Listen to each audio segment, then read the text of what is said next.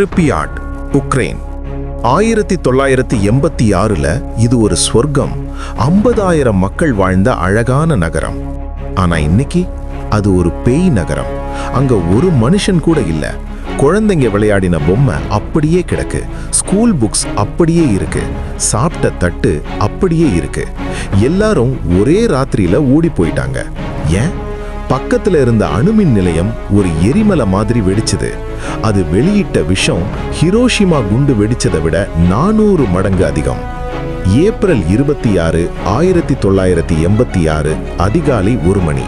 ஷெர்னோபில் அணுமின் நிலையம், reactor number 4. Anatoly டயட்லோவுங்கிற அதிகாரி ஒரு பாதுகாப்பு சோதனை நடத்த உத்தரவிட்டார். கரண்ட் போனா ரியாக்டர் எப்படி வேலை செய்யும்னு செக் பண்ண போனாங்க. ஆனா அவங்க பண்ண தப்பு, ரியாக்டரோட பவரை ரொம்ப குறைச்சிட்டாங்க. அது நிலையற்றதுன்னு மாறிடுச்சு. கம்ப்யூட்டர் எச்சரிக்கை பண்ணுச்சு, நிப்பாட்டுங்க. ஆனா டயட்லோவ் கேட்கல. டெஸ்ட் முடிகிற வரைக்கும் யாரும் போகக்கூடாதுன்னு மிரட்டினார். மணி 1:23. ஆபத்துன்னு தெரிஞ்சு AZ5, அதாவது எமர்ஜென்சி ஸ்டாப் பட்டனை அமுக்குனாங்க. ஆனா அது வேலைக்காகல. ரியாக்டர் உள்ள வெப்பம் பல 1000 டிகிரிக்கு போச்சு. 1000 டன் எடை கொண்ட ரியாக்டர் மூடி தூக்கி வீசப்பட்டது. கூரை பீந்து போனது.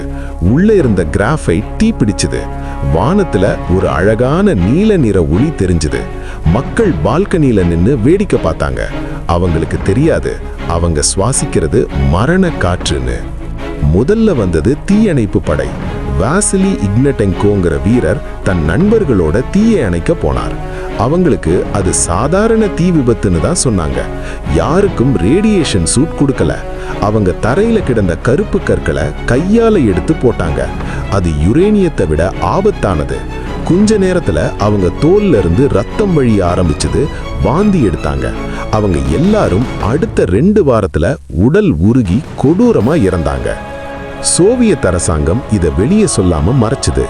36 மணி நேரம் கழிச்சுதான் எல்லாரும் ஊரை காலி பண்ணுங்கன்னு சொன்னாங்க. 3 நாள்ல திரும்பி வந்துடலாம், துணி மட்டும் எடுத்துக்கோங்கன்னு போய் சொன்னாங்க. மக்கள் அவங்க நாய் பூனைகளை கூட விட்டுட்டு போனாங்க. ஆனா அவங்க யாருமே திரும்ப வரல. அந்த நகரம் அப்படியே உறைந்து போச்சு. இப்போ பிரச்சனை, அந்த தீயை அணைக்கணும், இல்லைன்னா ஐரோப்பா முழுக்க அழியும். ரோபோட்களை அனுப்பினாங்க. கதிர்வீச்சு காரணமா ரோபோட் சர்க்கியூட் உருகிருச்சு. கடைசியா பயோ ரோபோட்ஸ், அதாவது மனிதர்களை அனுப்பினாங்க. 6 லட்சம் பேர். அவங்க கூரை மேல ஏறி வெறும் 90 நொடிகள் தான் வேலை செய்யணும். ஒரு மண்வெட்டி அள்ளி போடணும், ஓடி வந்துடணும். அந்த 90 நொடி வேலை செஞ்சதுக்காக அவங்க ஆயுட்காலமே குறைஞ்சு போச்சு. ரியாக்டருக்கு அடியில அந்த உருகின யுரேனியம் கான்கிரீட் எல்லாம் சேர்ந்து ஒரு லாவா மாதிரி வழிஞ்சுது. அது உறைஞ்சு போய் ஒரு யானைக்கால் மாதிரி நிக்குது. இதுதான் உலகத்திலேயே மிக ஆபத்தான பொருள். பக்கத்துல போய் நின்னீங்கன்னா 300 வினாடியில நீங்க செத்து போயிடுவீங்க. இன்னும் அது சூடாதான் இருக்கு. இப்போ ஷெர்னோபில் எப்படி இருக்கு? மனுஷங்க போனதால அங்க காடு வளர்ந்துருச்சு. ஓநாய்கள், மான்கள், கரடிகள் ஜாலியா வாழுது. இயற்கை தன்னைத்தானே சரி பண்ணிக்கிச்சு. இது மனிதனுக்கு கொடுத்த மிகப்பெரிய பாடம். அளவுக்கு மீறினா அறிவியலும் நஞ்சுதான்.